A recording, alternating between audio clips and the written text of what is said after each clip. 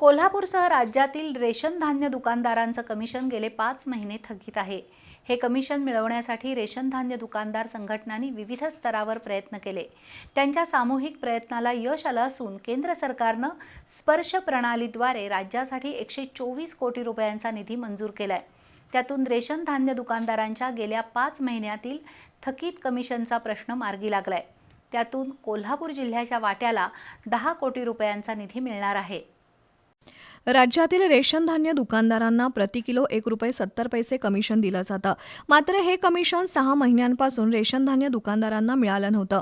यासंबंधी कोल्हापूर जिल्हा रेशन धान्य दुकानदार संघटनेसह विविध संघटनांनी राज्याचे अन्न नागरी पुरवठा मंत्री छगन भुजबळ, खासदार धनंजय महाडिक यांच्यासह अन्य लोकप्रतिनिधींकडे पाठपुरावा केला होता।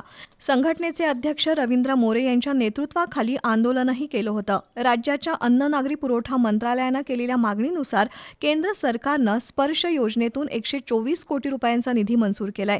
या योजनेतून कोल्हापूर जिल्ह्याला 10 कोटी रुपयांचा निधी मिळणार असल्यामुळे जिल्ह्यातील सुमारे 2000 रेशन धान्य दुकानदारांचा गेल्या 5 महिन्यातील थकीत कमिशन मिळण्याचा मार्ग मोकळा झालाय, अशी माहिती संघटनेचे अध्यक्ष रवींद्र मोरे यांनी दिली आहे। गेली 5 महिने मोफत धान्य वाटपाचे कमिशन लवकर मिळावे ह्या मागणीसाठी प्रयत्न केले होते। महासंघाच्या या मागणी संदर्भामध्ये खासदार धनंजय महाडिक यांची भेट घेतली होती आणि त्यांनी आम्हाला आश्वासित केलं होते की लवकरच आपल्याला एक कमिशन मिळण्यासाठी मी प्रयत्न करतो।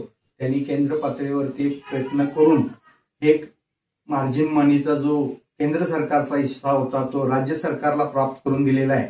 गेली 5 महिने जे थकीत कमिशन होतं आपल्या कोल्हापूर जिल्ह्याचे जवळपास 10 कोटी रुपये हे नजीकच्या काळामध्ये लवकर रेशन दुकानदारांना मिळण्याची आशा आता निर्माण झालेली आहे। लवकर मिळतील। धनंजय महाडिक साहेबांच्या या प्रयत्नामुळे आम्हाला ही कमिशन लवकर मिळेल।